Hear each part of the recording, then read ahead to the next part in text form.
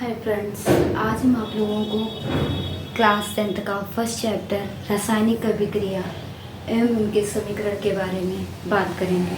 रासायनिक अभिक्रिया और उनके समीकरण क्या होते हैं। रासायनिक अभिक्रिया का मतलब होता है केमिकल रिएक्शन। रासायनिक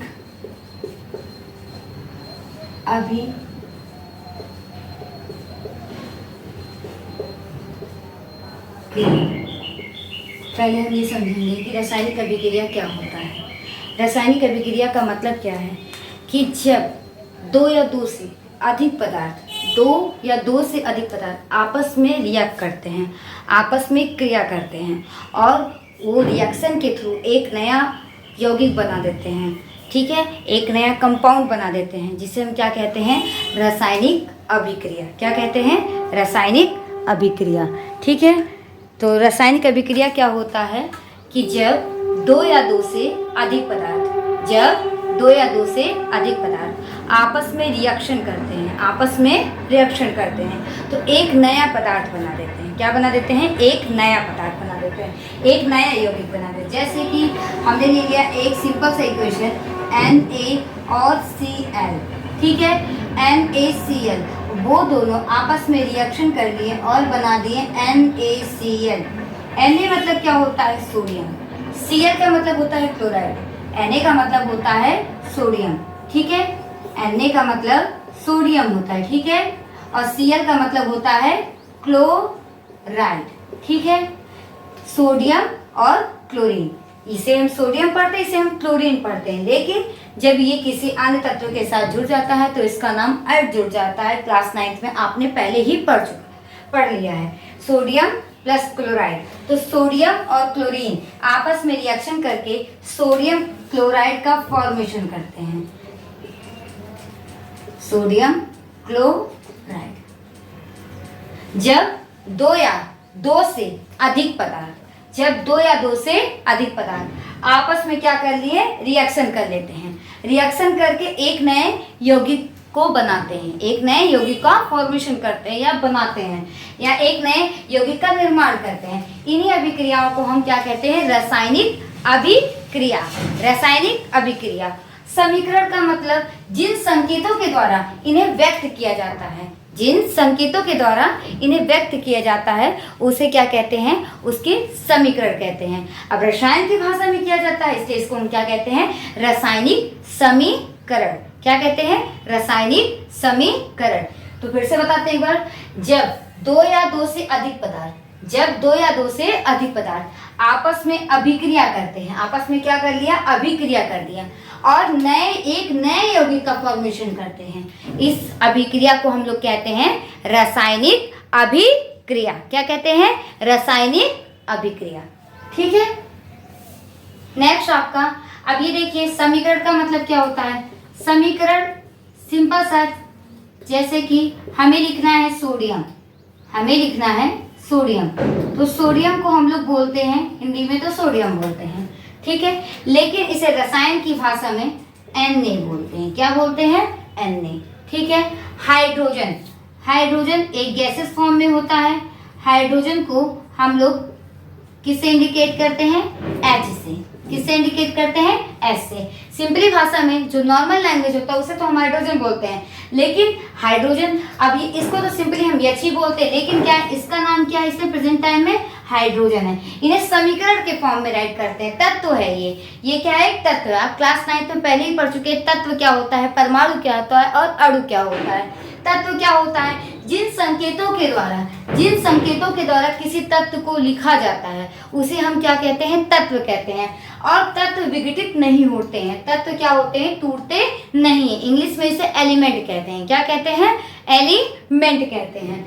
जैसे कि हाइड्रोजन है, तो हाइड्रोजन को हम क्या ब्रेक कर सकते हैं, नहीं ब्रेक कर सकते हैं, तो इसे हम क्या कहते हैं, तत्व कहते हैं। और इसी को हम क्या कह सकते हैं, एक तरह से परमाणु भी कहते हैं। लेकिन अणु जो होता है उसके हमेशा 2 मॉलिक्यूल्स होते हैं, अणु के 2 मॉलिक्यूल्स होते हैं, जबकि तत्व के जो होते हैं वो सिंगल 1 मॉलिक्यूल्स होते हैं। ठीक है, परमाणु के भी सिंगल 1 मॉलिक्यूल्स होते हैं।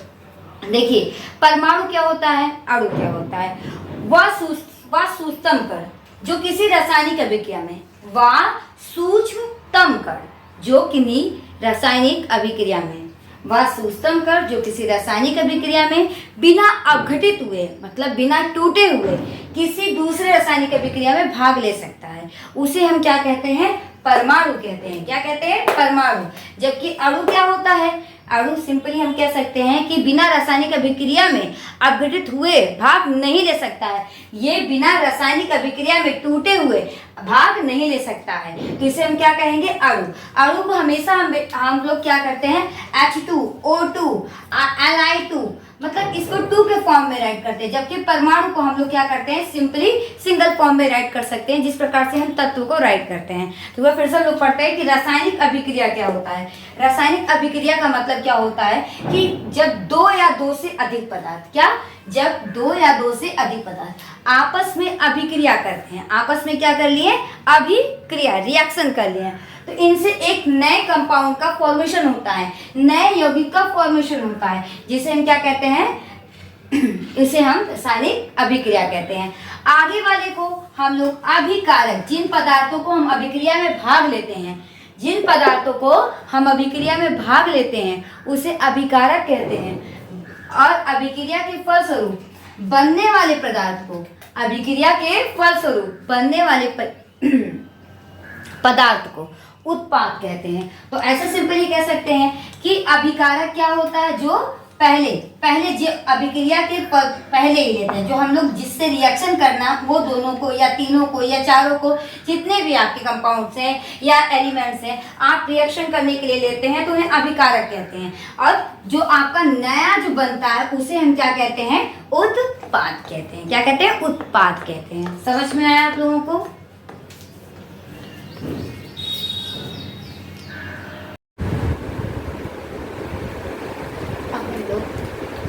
रासायनिक अभिक्रिया कितने प्रकार के होते हैं उस टॉपिक पर बात करते हैं कि रासायनिक अभिक्रिया कितने प्रकार की होती हैं। मेनली रासायनिक अभिक्रिया जो होते हैं वो 6 टाइप के होते हैं। कितने टाइप से होते हैं? 6 टाइप के। रासायनिक अभिक्रिया जो होती हैं मेनली 6 टाइप से होती हैं। कितने टाइप की होती हैं? 6 टाइप से। रासायनिक अभिक्रिया, रासायनिक अभिक्रिया जो होती है वो 6 टाइप, कितने टाइप की होती है? 6 टाइप के। पहला जो हमारा आता है वो होता है संयोजन अभिक्रिया। क्या कहते हैं? संयोजन। क्या बोलते हैं? संयोजन अभिक्रिया। क्या कहते हैं? संयोजन अभिक्रिया। सेकंड आपका है वियोजन अभिक्रिया। सेकंड क्या है? वियोजन अभिक्रिया। फर्स्ट आपका संयोजन अभिक्रिया, सेकेंड आपका वियोजन अभिक्रिया, थर्ड आपका विस्थापन अभिक्रिया,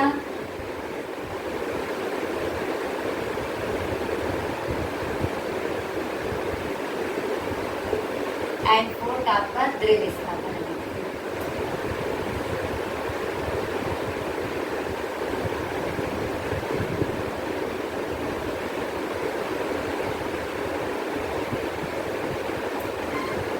फिफ्थ आपका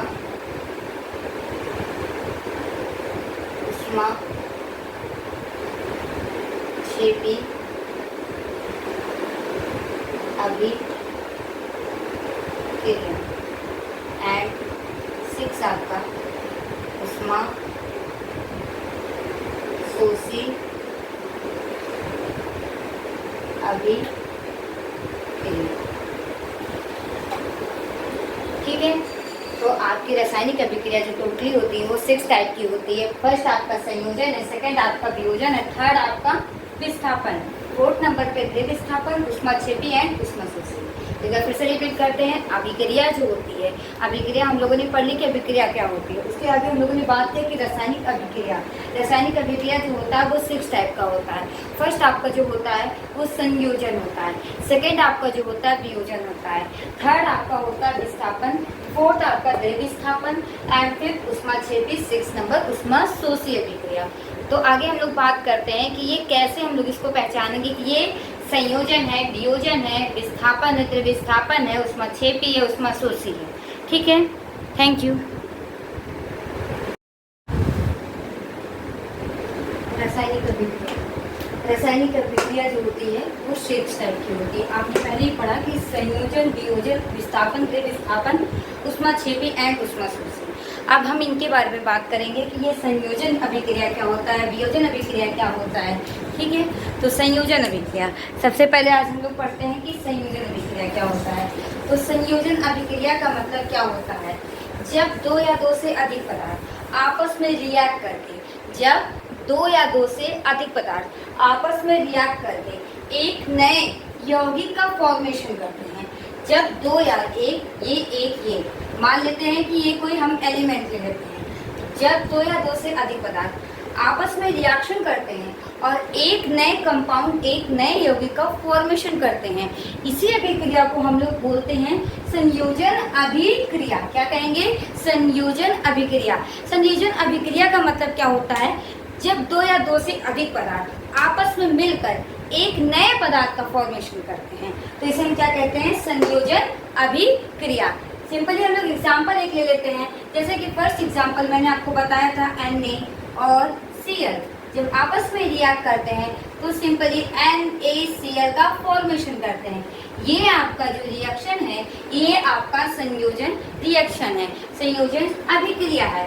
एक सिंपली हम और ले लेते हैं, कैल्शियम प्लस H2O हम रिएक्शन करते हैं और बन जाता है कैल्शियम OH का ट्वेल्व।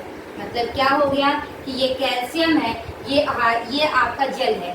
जल कैसे ब्रेक होता है, आपने क्लास 9 में पढ़ लिया है कि H प्लस और OH माइनस। तो ये क्या होता है कि कैल्शियम पे 2 चार्जेस होते हैं, 2 चार्जेस इस पे आएंगे और इसका वाला ये इस पे आता है, तो बन जाएगा एक प्लस और एक माइनस। तो यहाँ पर हो जाएगा कैल्शियम हाइड्रोक्साइड प्लस आपका हाइड्रोजन जो होता है वो बैलेंस हो जाता है। इन अभिक्रियाओं को हम लोग बोलते हैं संयोजन अभिक्रिया। क्या बोलते हैं, संयोजन अभिक्रिया। जब दो या दो से अधिक पदार्थ आपस में मिलकर एक नए पदार्थ का फॉर्मेशन करते हैं, एक नया पदार्थ बनाते हैं, एक नया यौगिक बनाते हैं, तो इन अभिक्रियाओं को हम लोग बोलते हैं संयोजन अभिक्रिया। क्या बोलते हैं, संयोजन अभिक्रिया। ठीक है, नेक्स्ट अब हम लोग पढ़ते हैं वियोजन अभिक्रिया। नेक्स्ट हम लोग पढ़ते हैं वियोजन अभिक्रिया। क्या है नेक्स्ट, वियोजन अभिक्रिया। ठीक है, वियोजन अभिक्रिया क्या होता है, जब दो या दो से अधिक पदार्थ, जब दो या दो से अधिक पदार्थ क्या होते थे, उसमें जुड़ते थे तो संयोजन होता था। अब इसमें क्या होगा कि एक कोई पदार्थ लेंगे और वो क्या हो जाएगा, टूटकर दो या दो से अधिक तत्वों में विभाजित हो जाएगा, टूट जाएगा। सिंपली हम कहते हैं कि मान लीजिए हमने कोई एक बड़ा सा ईंट लिया है और ईंट को हमने उसको ब्रेक कर दिया और ब्रेक करने के बाद में वो 2 पार्ट्स में डिवाइड हो गया। तो इस प्रकार के अभिक्रियाओं को हम लोग वियोजन अभिक्रिया कहते हैं। वियोजन अभिक्रिया जो होता है, जैसे कि एक एग्जांपल ले लेते हैं, अमोनियम हाइड्रोक्साइड। अमोनियम का फॉर्मूला होता है NH4, हाइड्रोक्साइड OH होता है। जब ये ब्रेक होते हैं और ब्रेक होने के बाद अमोनिया और जल का फॉर्मेशन कर देते हैं, इन्हीं अभिक्रियाओं को क्या कहते हैं, आपका वियोजन अभिक्रिया। वियोजन का मतलब होता है टूटना। एक आपका कंपाउंड है और ये कंपाउंड क्या हो रहा है, 2 या मोर पार्ट्स में क्या हो रहा है, टूट जा रहा है। इन्हीं अभिक्रियाओं को हम लोग कहते हैं वियोजन अभिक्रिया। क्या कहते हैं, वियोजन अभिक्रिया। संयोजन अभिक्रिया क्या था कि इनसे मिलकर ये बनता है तो उसे संयोजन कहेंगे। जब इनसे टूटकर ये बनेगा तो इसे हम क्या कहेंगे, वियोजन अभिक्रिया। नेक्स्ट आपका है विस्थापन अभिक्रिया। विस्थापन अभिक्रिया क्या होता है, विस्थापन अभिक्रिया उन अभिक्रिया को कहते हैं जो अपने स्थान से विस्थापित हो जाए। विस्थापित होने का मतलब क्या है कि वो अपने स्थान से बदल जाए, उनका एक रूप जो हो जाए वो बदल जाए, वो दूसरे रूप में आ जाए। जैसे कि एक है आपका, मान लेते हैं अमोनियम, एक ले लेते हैं अमोनिया नहीं, अमोनियम क्लोराइड ले लेते हैं। अब अमोनियम क्लोराइड और जिंक के साथ जब रिएक्शन करता है तो ये जिंक क्लोराइड का फॉर्मेशन करता है और यहाँ पर अमोनिया जो बाहर निकल जाती है। मतलब क्या हुआ कि पहले ये अमोनियम जो था वो क्लोराइड के साथ था, अब ये जो ये है ये जिंक क्लोराइड के साथ है। मतलब कहने का मतलब क्या है कि अपने स्थान से क्या हो गया, विस्थापित हो गया।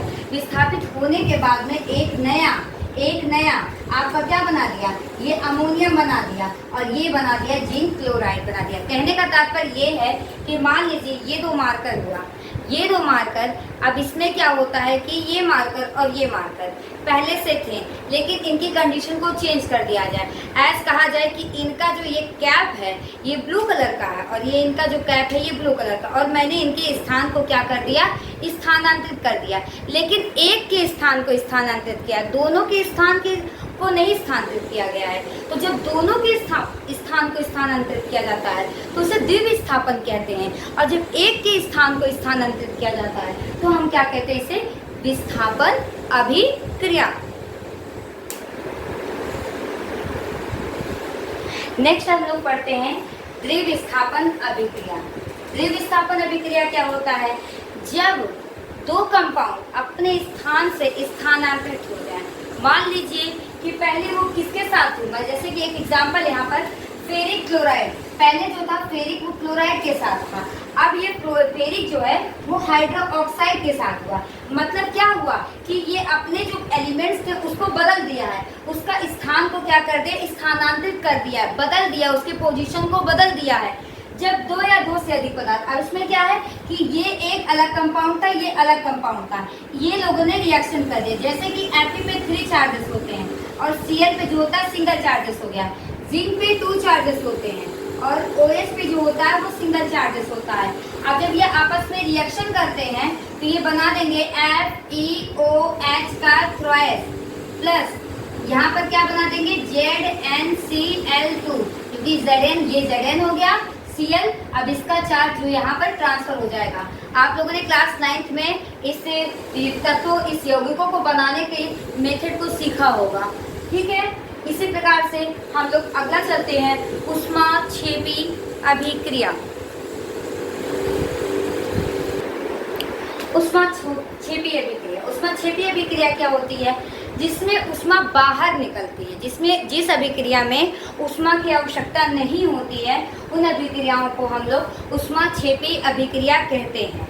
जिन अभिक्रियाओं में ऊष्मा की आवश्यकता नहीं होती है, मतलब वो अभिक्रियाओं को ऊष्मा की जरूरत नहीं होती है अभिक्रिया को करने के लिए, उन्हें हम ऊष्माक्षेपी अभिक्रिया कहते हैं। और जबकि ऊष्माशोषी अभिक्रिया उन अभिक्रियाओं को कहते हैं जिन अभिक्रियाओं में वो रिएक्शन करने के लिए, अभिक्रिया करने के लिए बाहर से ऊष्मा की आवश्यकता होती है, या ऐसा भी कह सकते हैं कि ऊष्मा की आवश्यकता होती है, उन अभिक्रियाओं को हम ऊष्माशोषी अभिक्रिया कहते हैं। तो हम लोग फिर से एक बार रिवीजन कर लेते हैं। संयोजन अभिक्रिया क्या होता है, तो दो या दो से अधिक पदार्थ जब आपस में मिल जाते हैं तो उन्हें संयोजन अभिक्रिया कहते हैं। वियोजन अभिक्रिया क्या होता है, जब क्या होता है कोई एक आपका यौगिक है और दो भागों में या दो से अधिक भागों में टूट जाता है या वियोजित हो जाता है, उसे हम वियोजन अभिक्रिया कहते हैं। नेक्स्ट आपका है जो वो है विस्थापन अभिक्रिया। मान लीजिए मैंने आपको बताया था कि कोई दो पदार्थ आपस में रिएक्शन करवा देते हैं, ये एक आपका कंपाउंड है, ये सिंपल आपका तत्व है। जब दोनों आपस में अभिक्रिया करते हैं तो क्या होता है कि इसका जो एक तत्व जो होता है वो इसके साथ अटैचमेंट हो जाता है और जुड़ जाता है। जुड़ने के बाद में एक नया जो यौगिक का फॉर्मेशन करता है उसे हम कहते हैं विस्थापन अभिक्रिया कहते हैं। और जबकि द्विविस्थापन अभिक्रिया उन अभिक्रियाओं को कहते हैं जब दोनों अपने अपने स्थान से स्थानांतरित हो जाते हैं, मतलब जो पहले से जिसके साथ है उसके साथ ना रहकर किसी दूसरे के साथ जुड़ जाता है, या उस अभिक्रिया में मौजूद होना चाहिए। ऐसा नहीं है कि उस अभिक्रिया के बाहर, उस अभिक्रिया में मौजूद होना चाहिए उन्हीं के दूसरे के साथ। मतलब आप मान लीजिए FeCl3 है और कैल्शियम हाइड्रोक्साइड है, तो वो हाइड्रोक्साइड कैल्शियम के साथ था, लेकिन अब फिलहाल क्या हो जाएगा, ये आपके फेरस हाइड्रोक्साइड बन जाएगा और ये जो हो जाएगा फेरस क्लोराइड बन जाएगा आपका।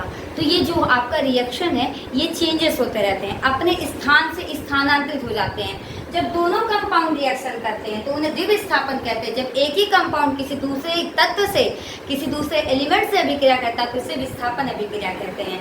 नेक्स्ट आपका जो है ऊष्माक्षेपी अभिक्रिया। ऊष्माक्षेपी अभिक्रिया उन अभिक्रियाओं को कहते हैं जिसमें ऊष्मा की आवश्यकता बाहर से नहीं होती है, वो अपने में ही ठीक ठाक रहते हैं। ऐसा नहीं है कि उन्हें बाहर से एनर्जी लेनी पड़े, तो उसे ऊष्माक्षेपी अभिक्रिया कहते हैं। ऊष्माशोषी अभिक्रिया क्या होती है?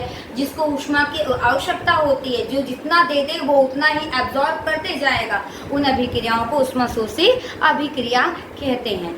अभिक्रिया पर पढ़ने वाले अभिक्रिया पर जो क्या क्या जो आपके फिजिकल प्रॉपर्टीज़ है या भौतिक गुण है जिसके कारण से अभिक्रियाएं परिवर्तित हो जाती हैं, तो सबसे पहला जो होता है मेन क्वालिटीज होती है अभिक्रिया में ताप का प्रभाव। अगर हम टेम्परेचर को बढ़ा देते हैं या घटा देते हैं तो अभिक्रिया की स्थिति परिवर्तित हो जाती है। जो आपका नया कंपाउंड बनेगा, जो आपका नया यौगिक बनेगा, उसका रूप जो होगा वो दूसरा होगा। अभिक्रिया पे दाब का प्रभाव, अभिक्रिया के ताप का प्रभाव, अभिक्रिया की सांद्रता लेंगे, ये सब अभिक्रिया को प्रभावित करने वाले कारक होते हैं। तो अभिक्रिया को प्रभावित करने वाले कारक जो होते हैं, ताप होता है, दाब होता है, और अभिक्रिया किस प्रकार की, उसकी सांद्रता पर डिपेंड करता है। सांद्रता होता क्या है?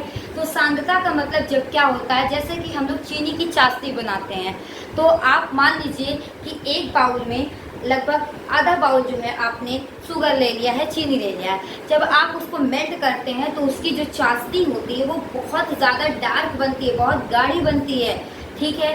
और आपका तनु का मतलब होता है डाइल्यूट जो होता है बेटा, वो डाइल्यूट जो होता है वो एकदम मतलब पानी की तरह होता है। मान लीजिए एक कटोरी आपने पानी लिया, उसमें एक चम्मच जो है चीनी को मिक्स कर दिया, और मिक्स करने के बाद में जो नया आपका तत्व बन रहा है वो क्या बन जाएगा? वो तनु बन जाएगा। लेकिन अगर उसकी कंसंट्रेसी जो है वो मतलब एकदम कॉन्सेंट्रेट है, कहने का मतलब बहुत गाढ़ा है, तो उसे हम क्या कहेंगे? सांद्र कहेंगे। सांद्र वाला जो ज़्यादा होता है वो बहुत इफेक्टिव होता है। जैसे H2SO4 2 टाइप्स के होते हैं, एक डाइल्यूट भी होता है, एक कॉन्सेंट्रेट भी होता है। कॉन्सेंट्रेट जो होता है एक उसको हम एसिड कहते हैं, स्ट्रॉन्ग एसिड कहते हैं।